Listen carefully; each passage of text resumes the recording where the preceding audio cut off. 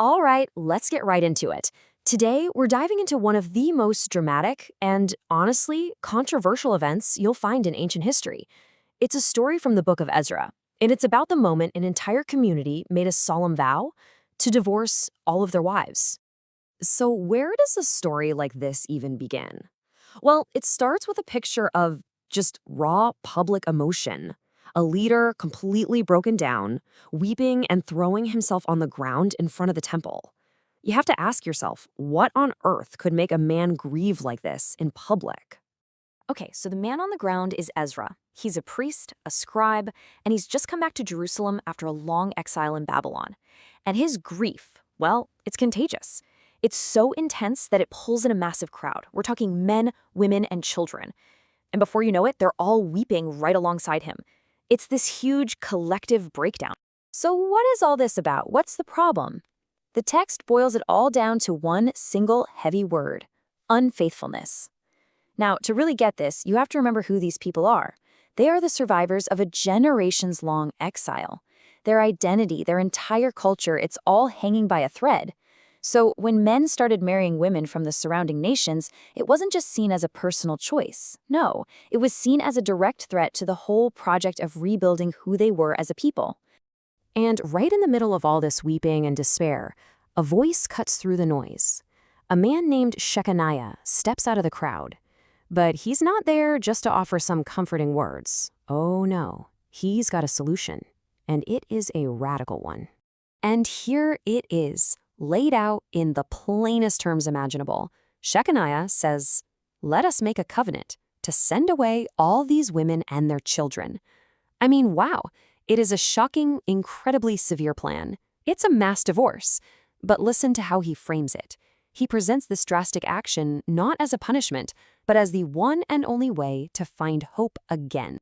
And from that moment, things start moving at lightning speed. Ezra gets up, and this wild idea immediately becomes official policy. He makes all the community leaders swear an oath to do exactly what Shechaniah proposed. Then, a proclamation goes out across the land, and a hard deadline is set. Everyone has to be in Jerusalem in just 3 days. And you better believe this wasn't some optional get-together. The decree came with some serious teeth. If you didn't show up, you'd lose all your property, and even worse, you'd be kicked out of the community for good. The stakes were just about as high as they could possibly get. So, picture the scene. The whole community gathers just like they were told, ready to make this massive, life-altering decision. And the setting is just grim. They're all standing in an open square, and it's pouring rain. The weather itself seems to capture the heaviness of the moment. The text gives us this really vivid image. It's the 20th day of the 9th month, and it says the people were greatly distressed by the occasion and because of the rain. So they're dealing with two things at once, right? The physical misery of being cold and soaked, and this incredible emotional weight of what they're all there to do. Ezra stands up and confronts everyone about their unfaithfulness. And the reaction? It's immediate and it's unanimous. The entire crowd shouts back with one powerful voice, "You are right. We must do as you say." And right there, under that pouring rain, the deal is sealed. A collective covenant is made. But, it's one thing to agree to something in a big emotional moment. It's another thing to actually do it. People in the crowd immediately start raising some practical issues. Look, there are way too many of us. We can't just stand out here in the rain, and this whole thing is going to take more than a day or two to sort out. But tucked away in these logistical concerns is a really crucial detail. 4 men are named as officially being against the plan. It's just a little reminder that even though the crowd's response seemed overwhelming, it wasn't 100% unanimous. So that emotional high point in the rain gives way to something surprisingly bureaucratic. To solve all those practical problems, the leaders decide to set up a formal investigation. They're going to go through every single case one by one. And the process they set up was really organized. The public vow was made late in the 9th month. Just about a week later, on the first day of the 10th month, the official investigation kicks off. And it wasn't quick. It took 3 full months to finish, wrapping up on the first day of the new year. So after 3 months of investigation, what was the final result? It was a document, a formal public list with the name of every single man who had broken the covenant by marrying a foreign woman. Now, it's easy to look at this and just see a public shaming list, right?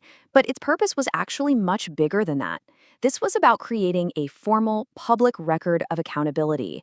This piece of paper was the legal and religious proof that the community actually did what they swore they would do that day in the rain. So who ended up on this list? Well, this breakdown tells a really important story. This wasn't just a problem with the regular folks. It went all the way to the top. Priests, Levites, musicians, gatekeepers, the entire religious leadership structure was implicated. It just goes to show you how deep this issue went in their society. And the ancient record closes with this really stark, somber sentence. All these had married foreign women, and some of them had children by these wives. That last part, that's the gut punch. It's a heartbreaking little detail that really drives home the human cost of this decision. This wasn't just about sending wives away. This was about breaking up families and sending children away with their mothers. And that leaves us with a really difficult and, frankly, a timeless question. The story in Ezra presents this whole ordeal as a necessary act to save a community from completely falling apart. But it forces us to ask a tough question. When a community believes its very existence is on the line, where do you draw the line between preserving your identity and just enforcing conformity? It's a question that was real in Ezra's Jerusalem, and it's just as real in our world today.